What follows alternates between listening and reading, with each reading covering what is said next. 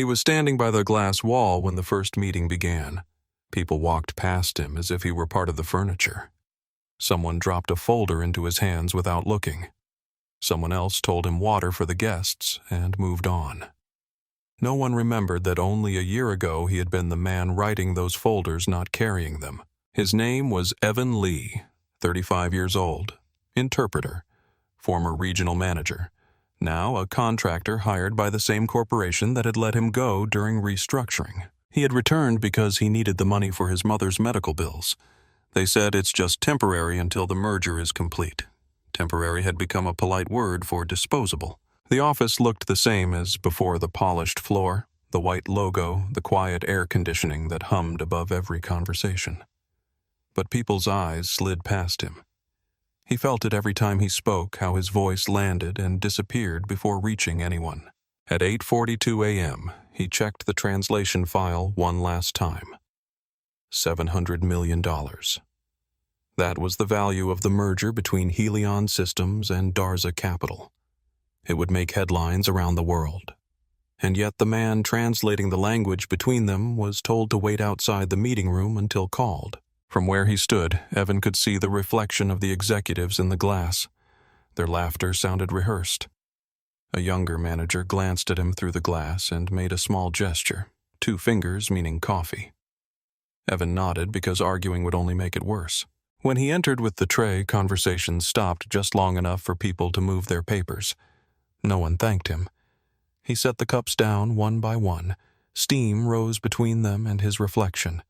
He caught a glimpse of himself, shirt slightly faded at the collar, a visitor's badge instead of the gold nameplate he used to wear.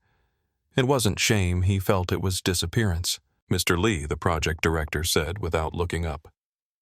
Remember, translation must be precise today.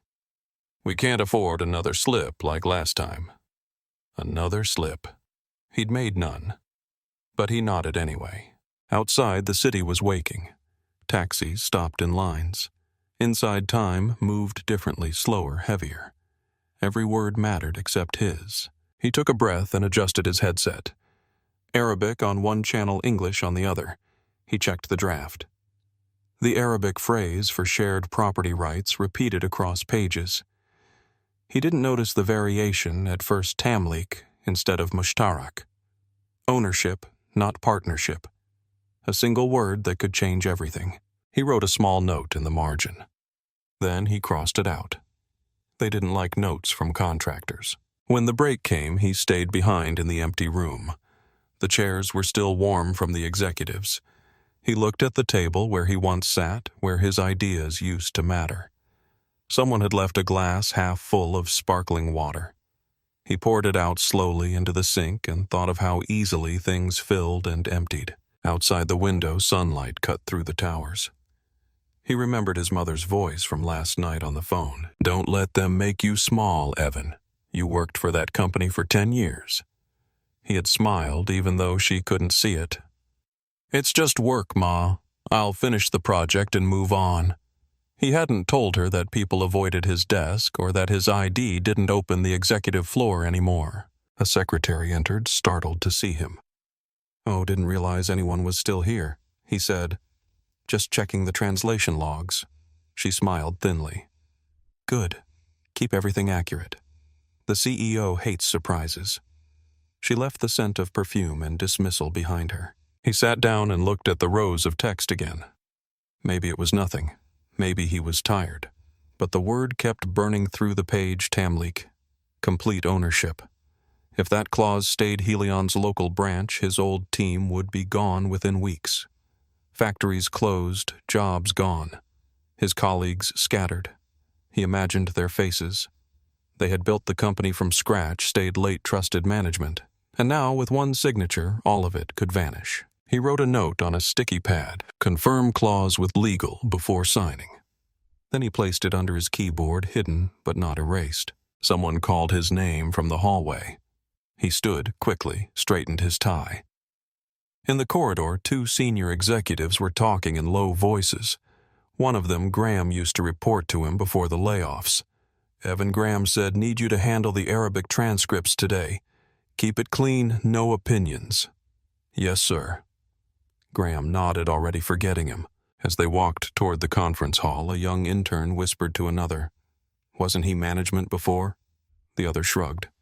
"Guess not anymore." They didn't lower their voices. Evan kept walking. The echo of their shoes followed him longer than it should have. When they reached the glass doors, cameras were already lining the walls. Reporters, investors, bright lights. The merger would be announced tomorrow, but the rehearsal looked like the real thing. Helion's CEO, Marcus Reed, practiced his speech with perfect confidence. Evan stood in the back, invisible again. Marcus's tone was smooth, controlled. Today marks a new era of global partnership. The Darza representative replied in Arabic, his words melodic, smiling. Evan translated in real time. When the man said, "Our friends at Helion will soon find their future in good hands," the room applauded. But inside the phrase he'd used the word intikal, transfer. A subtle shift. Ownership again. Evan hesitated, then translated as shared future. No one noticed. He felt the weight of that choice immediately. The meeting ended. Applause, laughter, a few backslaps. No one spoke to him except a junior manager asking if he could tidy the headsets. He nodded, gathered the cables, stacked the folders. Behind him, the executives toasted champagne. The glass wall separated them by inches and worlds. As he packed up, he caught his reflection again. The man looking back was calm, quiet, holding too much inside. He realized he'd stopped expecting fairness a long time ago. But this felt different. It wasn't just humiliation. It was theft dressed as progress. He slipped his notebook into his bag. Inside it was a single line circled in red. Tamlik equals total ownership. If he was wrong, it meant nothing. If he was right, it meant everything. He left the building into the evening rain. Cars passed, spraying water over the sidewalk. He didn't move. He let it fall. For the first time in months, he felt something other than silence. A message vibrated in his phone. "Final rehearsal tomorrow. Bring all drafts. Keep your section brief."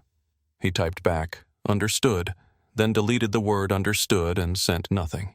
He walked toward the station coat soaked, thinking about how easy it was for people to look through someone until they no longer existed. The thought wasn't bitter, it was factual. If you've ever worked hard and still felt invisible, if you've sat in a room where your silence seemed more useful than your ideas, you already understand the weight he carried that night. You can leave a few words about it here. I read every one.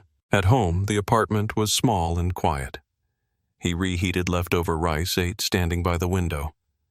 A neighbor's TV played news about the merger. His own name was nowhere in the story, though his translations filled every headline. He opened his notebook again. There were coffee stains on the corner pages filled with 2 languages. He turned to the note he'd written earlier and underlined it twice. Then he took his mother's photograph from the shelf and set it beside the notebook.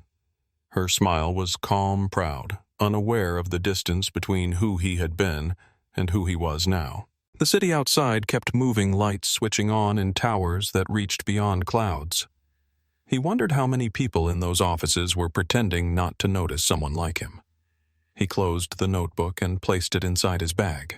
Tomorrow he would have to stand behind them again, translating words that didn't match their meaning. He didn't know what he would do yet, but he knew this: if one more lie crossed his headset, he might not stay silent. And for anyone who follows stories like this, stories about people who still choose truth even when it costs them, keep walking with us. You'll find more of them here. Rain kept falling. He switched off the light, the room went dark, and the city kept whispering in languages he could never ignore. The morning came gray and windless. By 7, the hotel where the executives stayed was already glowing like a showroom. Drivers in black suits opened car doors holding umbrellas even when the rain had stopped. Evan walked through the lobby carrying his translation folders pressed to his chest. No one asked for his ID. They just looked at his badge and waved him through. Contractors had no names, only time slots. He passed a mirror near the elevator and paused. The tie was straight. The suit was clean, but the reflection looked borrowed. He had once stayed in hotels like this during conferences. Back then, people greeted him with nods, made space for his opinion. Now he stood in the same marble hall, invisible again, watching other people's reflections move like a choreography he was no longer part of.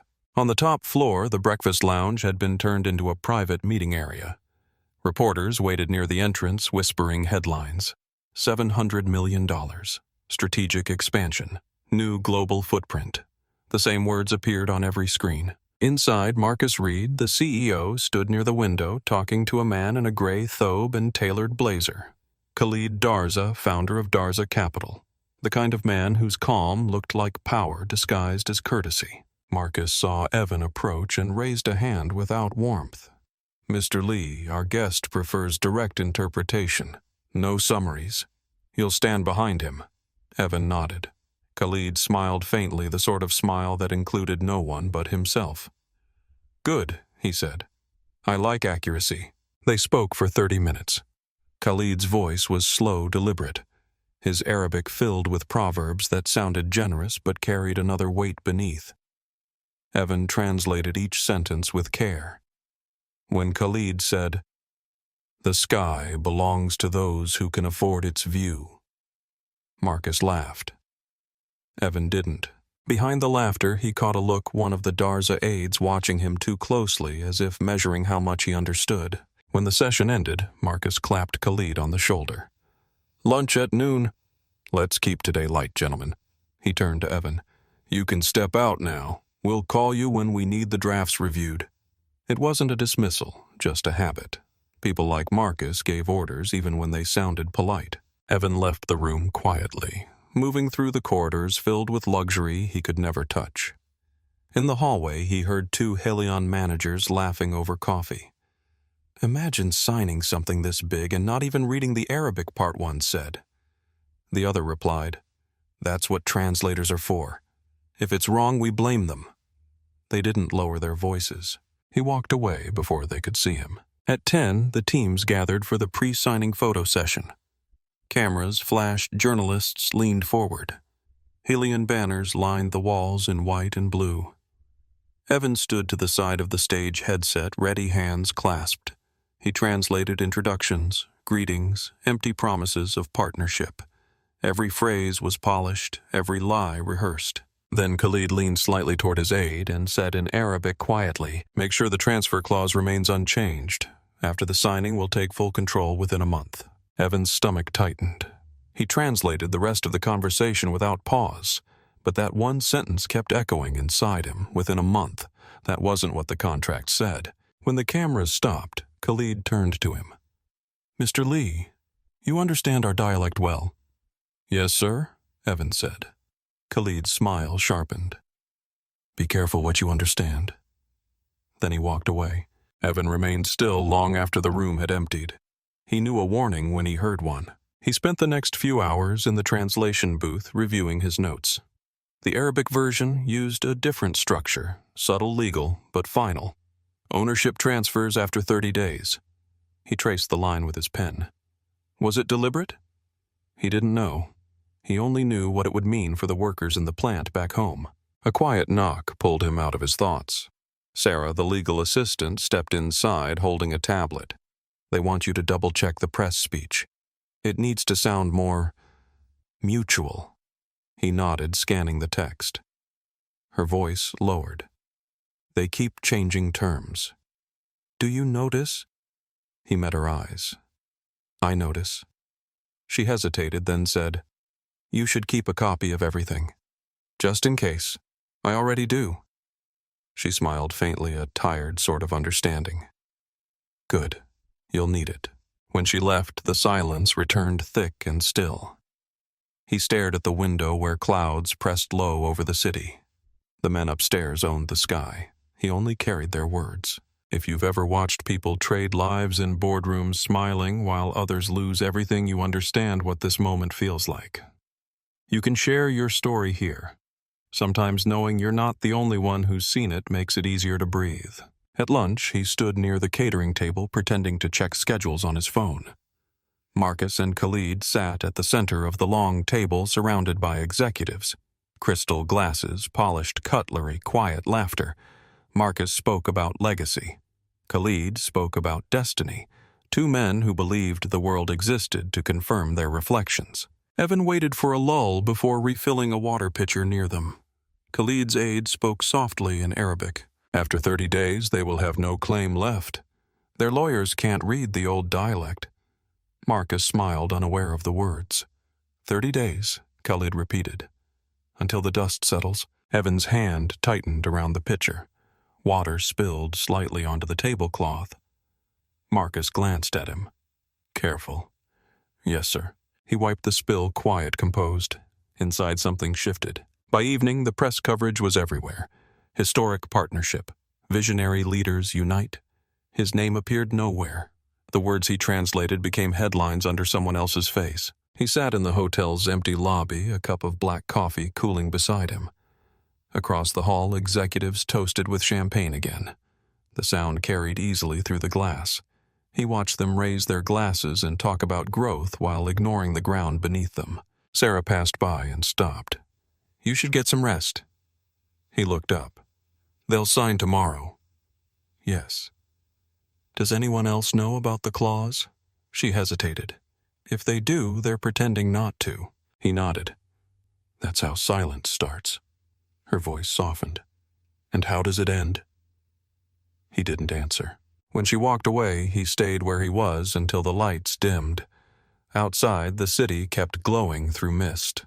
He reached into his pocket and touched the old pen his father had given him. The metal was worn smooth from years of use. He still carried it like a reminder that he'd once built things instead of translating them. He wrote a single line in his notebook. Tomorrow they will sign. He closed the notebook and set it beside his cup. Someone walked past behind him, one of the Darza aides. He didn't turn, but he heard a faint whisper in Arabic as the man passed. The interpreter hears too much. He stayed seated until the elevator doors closed. Then he stood, picked up his notebook, and walked out. The night air was colder than before. He didn't mind. Cold felt honest. And for those who follow stories like this, stories about people forced to stand in rooms where they no longer belong but refuse to look away, stay close. There's more to see than what's on the surface. The city lights blurred through the mist. Somewhere above him, in suites he'd never enter, the men who owned the sky were already celebrating. He kept walking until their reflections disappeared from the glass. The next morning began without sound. The city was wrapped in that kind of silence that follows rain when everything looks clean but nothing feels new. Evan reached the office early. He liked arriving before anyone else. It was the only hour when the building didn't remind him that he didn't belong there. The merger team would gather at 10.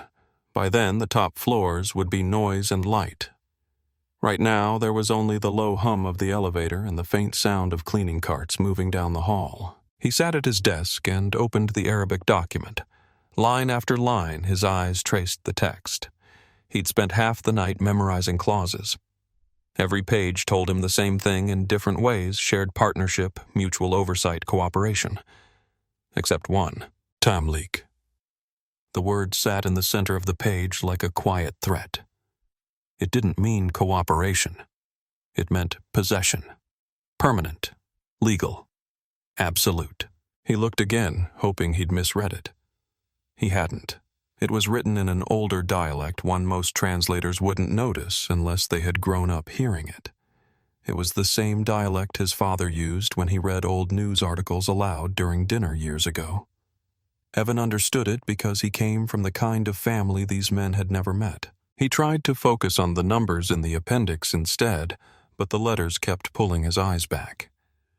He translated the sentence out loud once quietly. The foreign party will assume full authority after 30 days. His own voice sounded foreign in the empty room.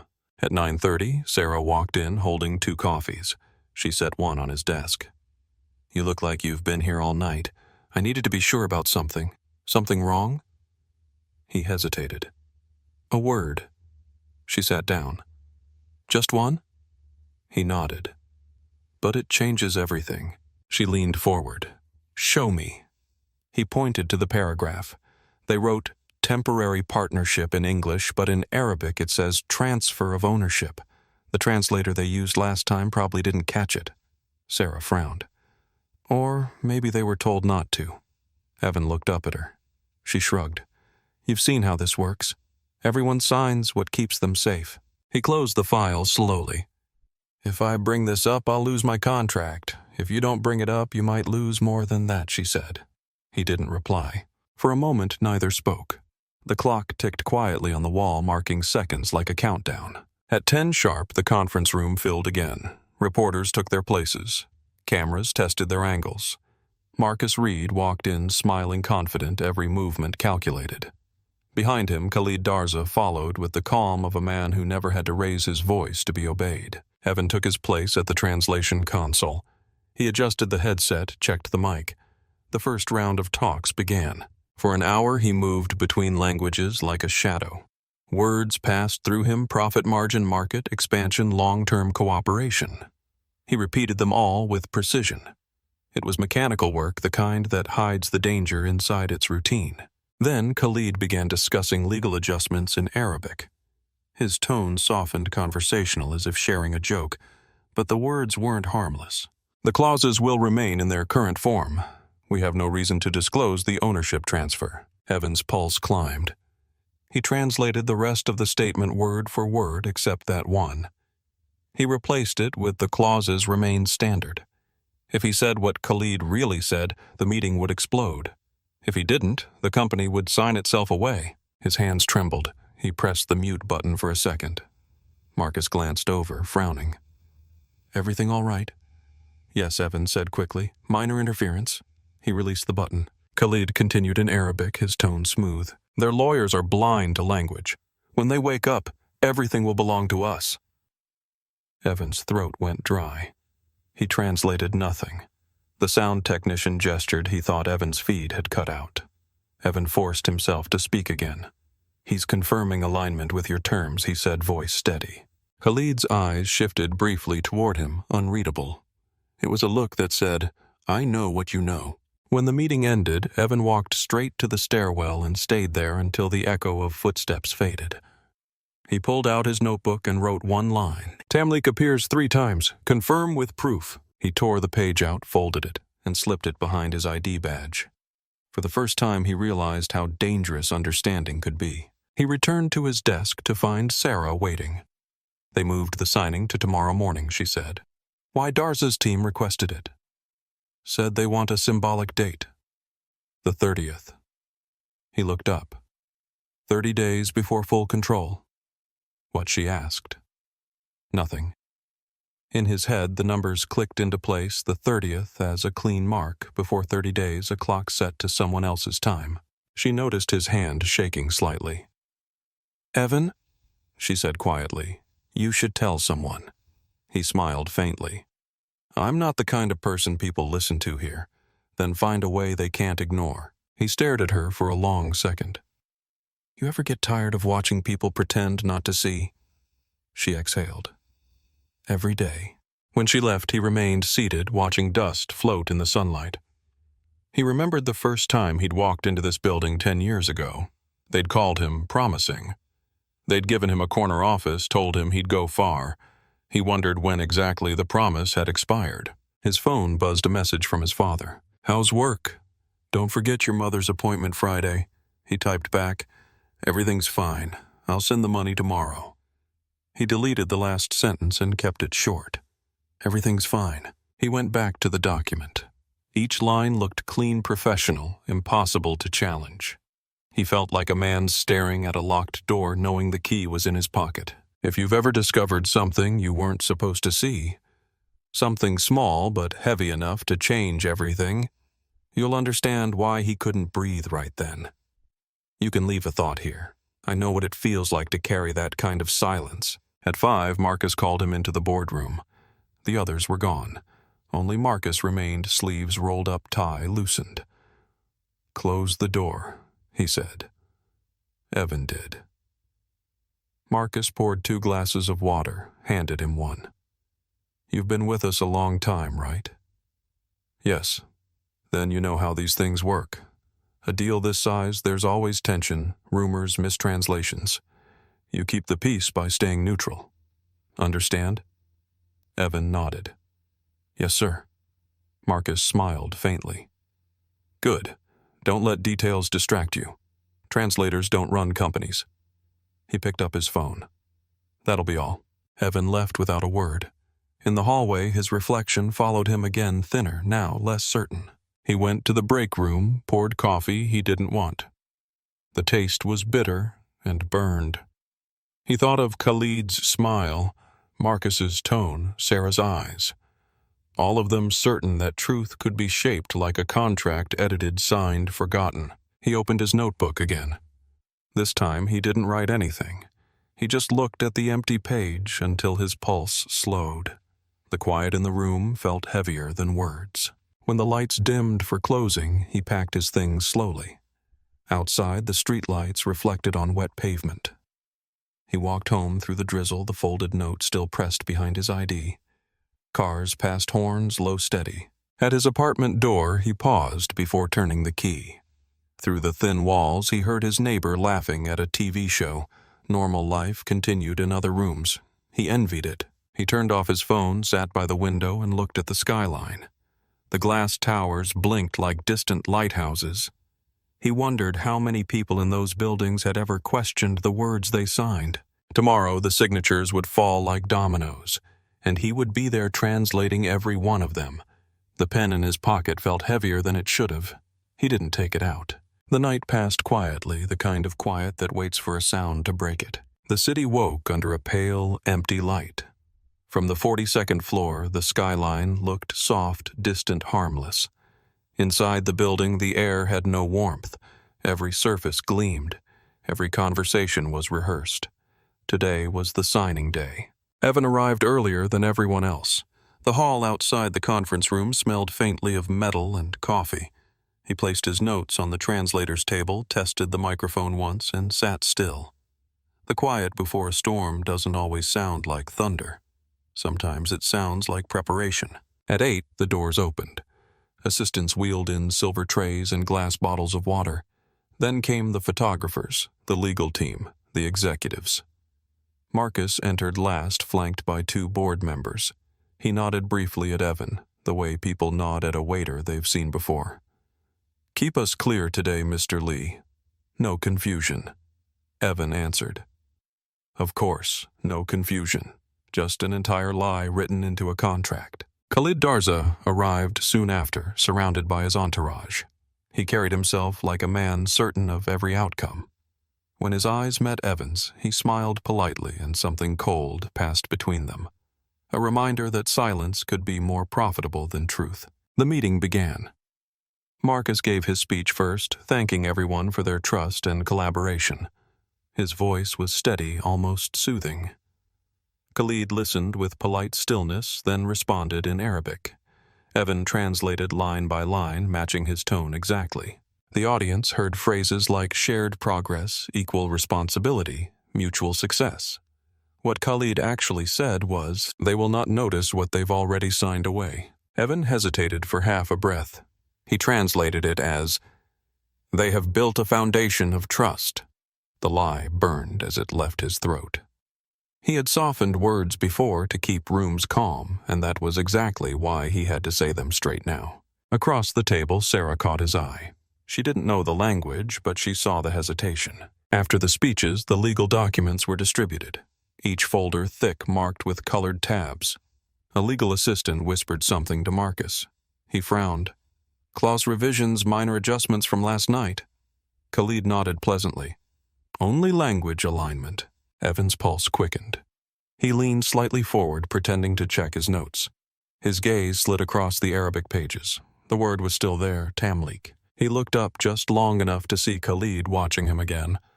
That same calm, almost bored look. The kind of look that says, "Go ahead. No one will believe you." No one will. Marcus turned to the lawyers. "Everything looks consistent." They nodded without checking the Arabic pages. Marcus reached for the pen. "Mr. Reed," Sarah said softly, "perhaps we should confirm the final translation." Marcus didn't even glance at her. Not now. Her voice fell quiet. Evan's chest felt tight. He looked down at the microphone, the green light glowing faintly. Every instinct told him to stay silent, One word could cost him everything. He heard his father's voice in his head, rough, steady. If they don't hear the truth, make them. His fingers brushed the old pen in his pocket. He thought about the workers who would lose their jobs, the families who'd lose their homes. He thought about his mother waiting for his call. He thought about how easily people looked through him. Marcus's voice broke the silence. "Gentlemen, let's finalize this." Cameras shifted, ready for the photo. The air felt thin. Evan stood a little straighter. "Mr. Reed," he said quietly, his voice even, "may I clarify one phrase before the signing?" The room paused. Marcus looked irritated. "Now." "Yes, sir." Khalid's head tilted slightly, curiosity hidden behind a smile. "Proceed," Marcus said, trying to keep his tone polite for the cameras. Evan spoke carefully. In the Arabic text, Clause 17 uses the term tamlik al-mashrua, that means transfer of full ownership. The room went still. Marcus blinked. Full ownership. Yes, after 30 days. A faint click echoed the sound of cameras focusing. Khalid's aide whispered something fast in Arabic. Khalid responded without turning his head. He talks too much. Evan didn't translate that part. Marcus frowned, flipping through the pages. "Our English version says shared management." Evan nodded once. "That's not what's written in Arabic." Khalid spoke again, voice calm. "He's misinterpreting. These are linguistic nuances, nothing more." Evan looked directly at him. "In that dialect, there is no nuance. Tamlik means total possession." The sound technician at the back swallowed hard. Sarah stared at the table, frozen. No one else moved. Marcus's tone dropped. "You're sure?" "Yes." He didn't raise his voice, didn't gesture, didn't plead. He simply said the truth. Khalid exhaled slowly, then smiled. "You're a good translator, Mr. Lee, but perhaps tired. Legal matters are complex." Maybe Evan interrupted, quiet but firm. "You said last night, after 30 days, they'll have no claim left." I translated it. I remember every word. The aide started forward, but Khalid lifted a hand. Silence returned. It felt heavier this time. Marcus turned to the legal team. "Confirm it." They leaned together, whispering, checking the text, calling up older versions. After a minute, one of them looked up. "He's right." No one breathed. Khalid's expression didn't change, but his jaw tightened. Marcus slowly set the pen down. "Mr. Darza," he said evenly, "I think we need to postpone the signing." A murmur rippled through the room. Reporters raised their cameras again. Khalid spoke in Arabic too low for most to hear. "You just ruined everything." Evan didn't answer. He just met his gaze and translated for everyone. "He says the timing will need to be reconsidered." Marcus stood. "This meeting is over." The cameras flashed wildly now. Khalid's team gathered their documents, speaking rapidly in Arabic. Evan understood every word, but he stayed silent. As the room emptied, Sarah touched his arm. "Are you all right?" He nodded. "No," then added, "But it's done." She exhaled relief, mixed with fear. "They'll come after you for this." "I know. Was it worth it?" He looked around the empty room, the chairs, the folders, the pen still lying where Marcus left it.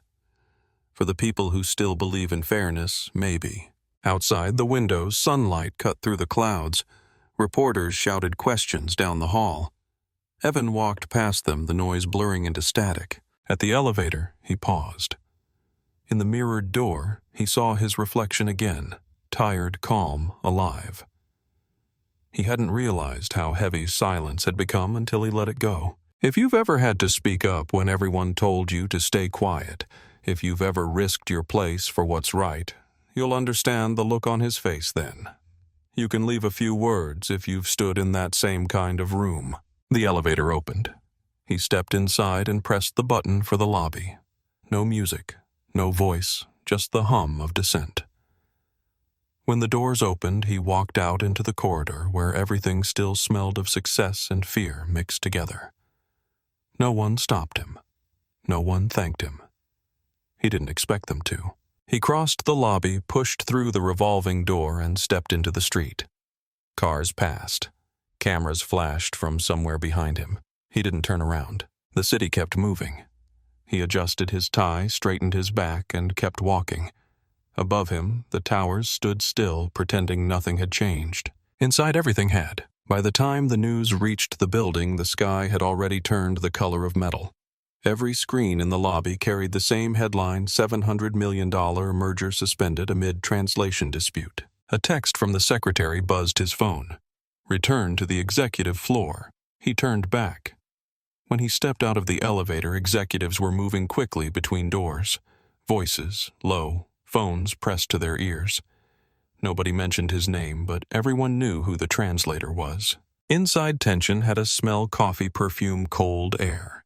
The boardroom doors stood half open. Through them came fragments of panic disguised as professionalism.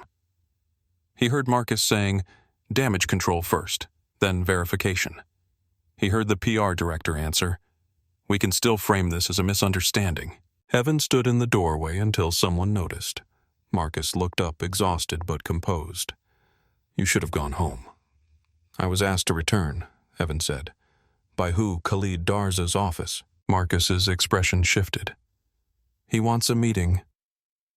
"Yes." "This afternoon." He nodded slowly. "Fine. You'll attend as interpreter only." Evan didn't respond. The instruction wasn't new. It was a reminder of his place. At 2, the Darza team arrived. Their footsteps were measured, quiet, deliberate. Khalid entered. Last eyes, calm expression, unreadable. He sat across from Marcus, folded his hands, and smiled faintly. "Let's clarify everything he said." For the first 20 minutes, the conversation was polite, almost friendly. Both sides spoke of mutual respect and temporary confusion. Evan translated evenly, each word precise. The tone of cooperation was a mask they all wore comfortably. Then Khalid switched to Arabic. "You embarrassed me in front of the media. I don't forgive humiliation." Evan froze for a second before translating. "Mr. Darza says he values professionalism and hopes to avoid further complications." Khalid's smile deepened slightly. He knew the words weren't exact. He continued in Arabic, softer, darker. "If he signs now, we'll restore the agreement quietly. Otherwise, we expose his internal losses." Evan's pulse quickened. He translated. "He proposes resolving the issue swiftly to protect both companies." Marcus nodded, not noticing the difference. Evan looked down at the papers in front of him, clean, flawless, waiting for signatures. He realized how fragile truth was when language could be rewritten mid-sentence. Khalid leaned back in his chair. "Perhaps we can demonstrate good faith. Let the translator review the text again here with us." Marcus gestured toward him. "Go ahead, Evan." Evan opened the folder, eyes scanning line by line. It looked identical except one addition at the bottom of page 7. A footnote in Arabic legal script terms, subject to reconciliation within 30 days of execution. He looked up. This clause wasn't here before. Khalid's tone was casual. Just a clarification. Evan spoke slowly. "It reinstates the transfer condition." Marcus frowned. "What does that mean?" Evan answered plainly. "After 30 days, ownership reverts to them again." The room went silent. Khalid tapped a pen against the table once. "You talk too much for someone with no position." Evan didn't translate. He didn't need to. Marcus understood enough. Sarah entered the room quietly with a folder. She stopped when she saw their faces. Marcus took the new papers from her and skimmed them. "This deal is over," he said. Khalid smiled, unbothered.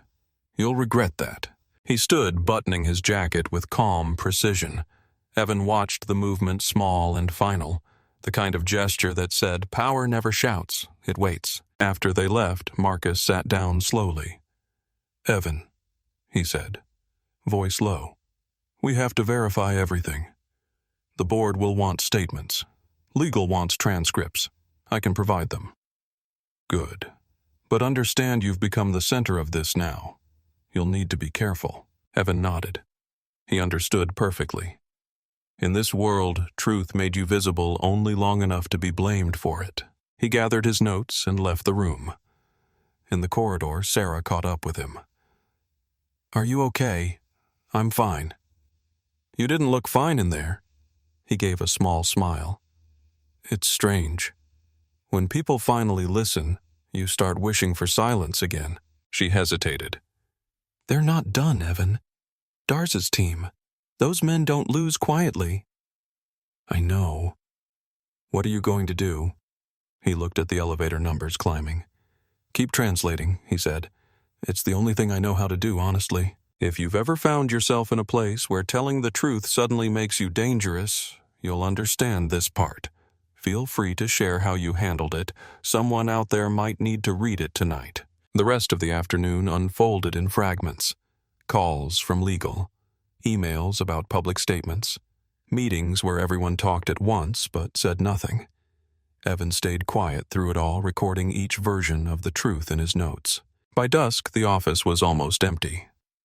He stood by the window watching storm clouds forming over the city. The skyline looked sharper than usual, edges clear against the fading light. Sarah walked up beside him, coat over her arm. They'll investigate you, you know, she said softly. They already are. Why not leave? You could disappear before it gets worse.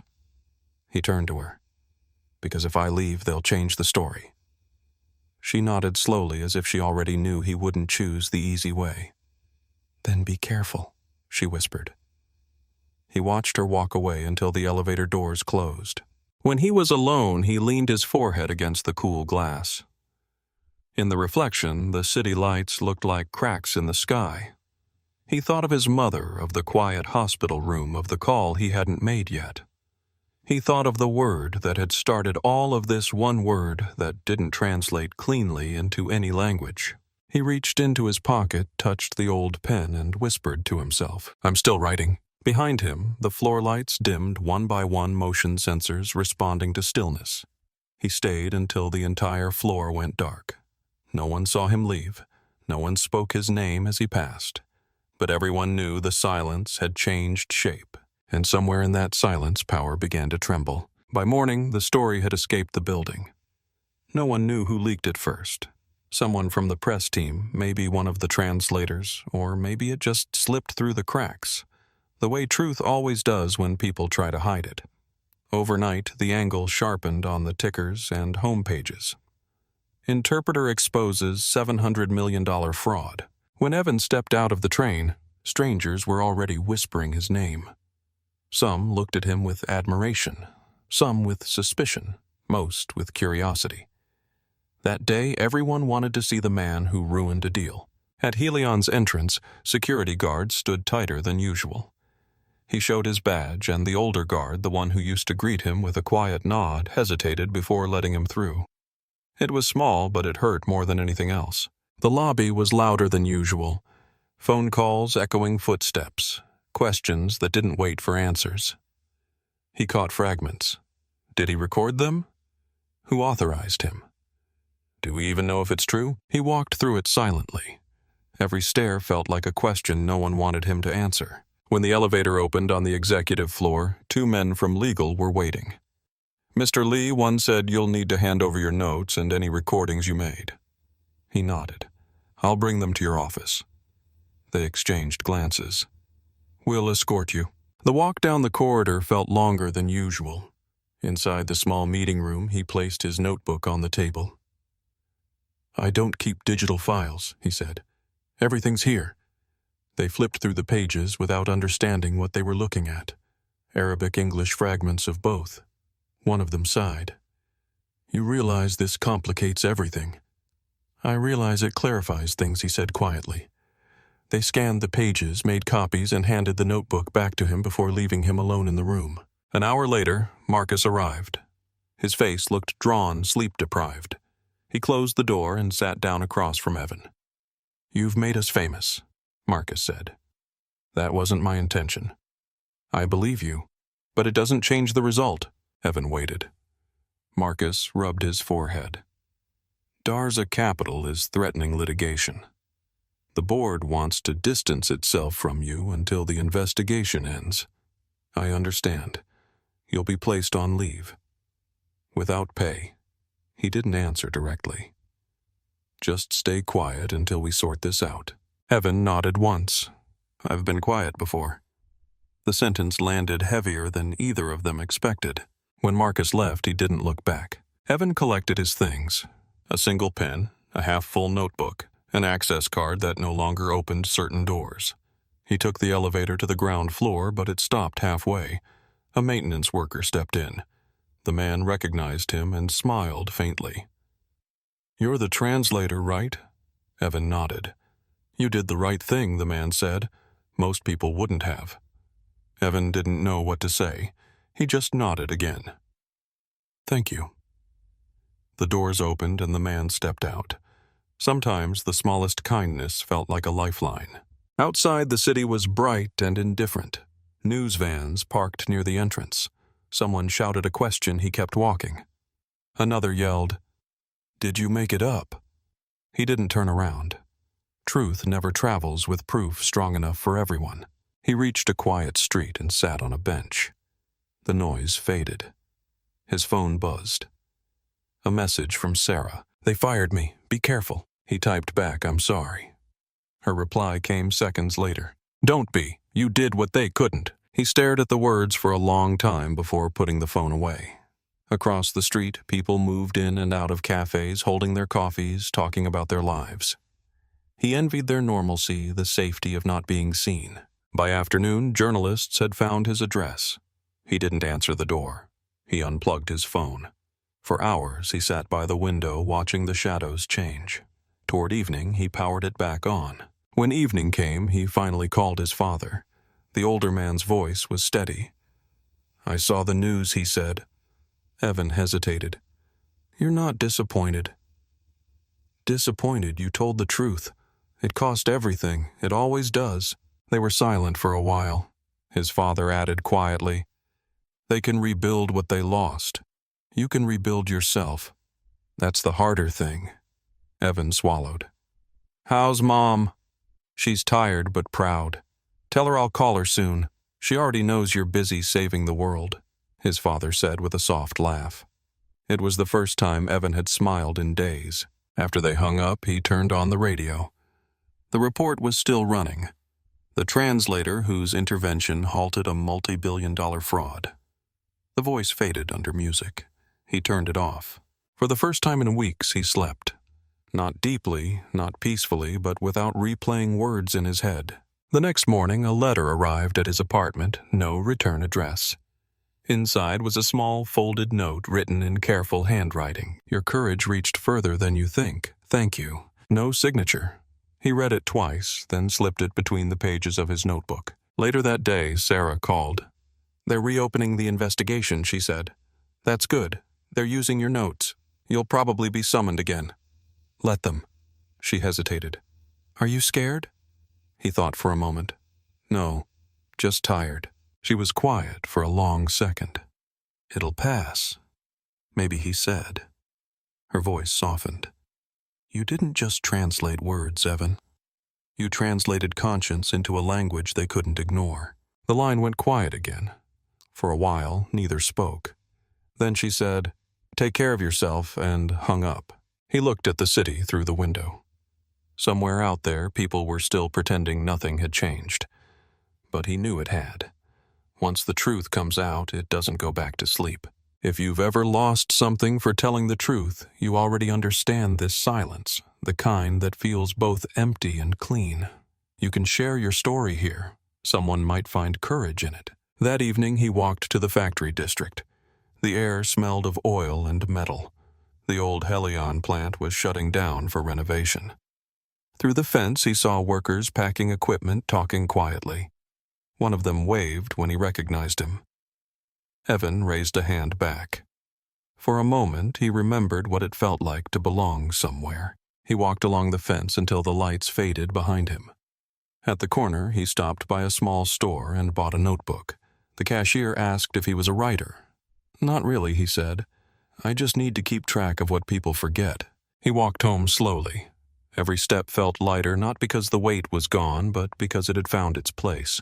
The next day, reporters moved on to another story. The world didn't stop. It never does. But for those who had watched the broadcast, the image remained. a quiet man standing behind a row of executives refusing to stay silent. He didn't expect justice, he only wanted clarity, and in that he had already won. The city lights shimmered outside his window. He sat at his desk, opened the new notebook, and wrote the first line. Language is the bridge and the weapon. I will keep building it right. He closed the book gently. No triumph, no bitterness, just a kind of stillness that felt like peace. 2 months later, the world had moved on. The merger had collapsed quietly, replaced by other headlines, newer scandals, fresher noise. Helion rebranded its divisions, renamed departments, rotated executives. Khalid Darza disappeared from the press. Marcus returned to panels and interviews speaking about corporate ethics in emerging markets. But for Evan Lee, time didn't return to normal, it only thinned, stretched, became quieter. He rented a small office near the university. 1 desk, 1 chair, 1 stack of books. On the window, in plain black letters, he painted independent translation services. Accurate, confidential, human. No one came the first week. The second week, a teacher from a local NGO arrived with contracts in 2 languages and eyes that looked tired but kind. "We don't have much budget," she said. Evan smiled. "Then you'll get a discount." By the end of the month, word spread. People who couldn't afford law firms came with papers, employment forms, lease agreements, medical translations. He listened more than he spoke. For the first time in years, his work felt like it mattered again. Sometimes he'd catch glimpses of his old life, a corporate car passing by a billboard with Helion's new slogan, Global Truths, Local Partnerships. He'd pause for a moment, then keep walking. You can't stay angry at an ocean for being cold. You just stop trying to swim in it. One afternoon, he visited his mother at the clinic. She was thinner now, but smiling, her hands soft and warm. "They showed you on TV again," she said proudly. "A story about whistleblowers." He laughed. "I'm not sure that's what I am." She squeezed his hand. "You told the truth when it counted. That's all that matters." He helped her walk to the garden. She looked up at the sky. "You used to say words were your tools. Still believe that?" He nodded slowly, more than ever. Then they sat in silence, listening to the wind move through the trees. He realized how rare peace sounded when it wasn't borrowed from noise. That evening, back at the office, he found an envelope under the door. No name, no return address, just a single folded sheet inside. It was a printout from a news outlet in Dubai. At the bottom was a headline, "Darza Capital dissolves after internal audit reveals hidden clauses." Beneath it, in handwriting, "Some truths translate themselves." He set the paper down, staring at the words until the room darkened. He didn't smile, didn't celebrate. He just exhaled. It was finished. Not neatly, not fairly, but finished. He locked the office and walked outside. The evening smelled of rain again, the same as the morning he'd stood invisible behind the glass wall months ago. Except now he didn't feel invisible. The city lights flickered on one by one. He walked past the old Helion building, now under renovation. Workers were repainting the sign. The glass still reflected the skyline, but the air around it felt lighter, less guarded. A young security guard opened the door and nodded politely. "Long day?" he asked. Evan smiled. "A necessary one." He walked until the traffic thinned and the noise fell away. The streets glowed faintly under the rain. He stopped near a street corner cafe and ordered tea. The waiter brought it without asking his name. It felt right that way. A woman at the next table was filling out a form, muttering at the foreign words. Evan leaned over slightly. "Need help?" She looked up, relieved. "You read Arabic?" He nodded. "Enough to keep you safe." He helped her translate the line, carefully explaining each word until she understood. She smiled. "You make it sound simple. That's how truth should sound," he said. He finished his tea, left a tip, and stepped back into the rain. He didn't take an umbrella. The water felt honest, even kind. As he crossed the street, his phone buzzed a message from Sarah. "Starting a non-profit. Needs someone who knows how words can save people. Interested." He stared at the screen for a moment, then typed back, "Always." The traffic light turned green. He walked forward the city, breathing around him the kind of quiet that doesn't erase sound but carries it softly. If you've ever found peace not in winning, but in surviving with your integrity intact, you'll understand this ending better than anyone. And if you've been listening through every part of his story, maybe you know now why people like him can't stop speaking when silence becomes a weapon. He reached the other side of the street and kept walking, steady, calm, unhurried. The rain kept falling, washing the last traces of the storm away. Behind him, the city's glass towers shimmered like clean slates, ready once again for someone brave enough to write the truth on them.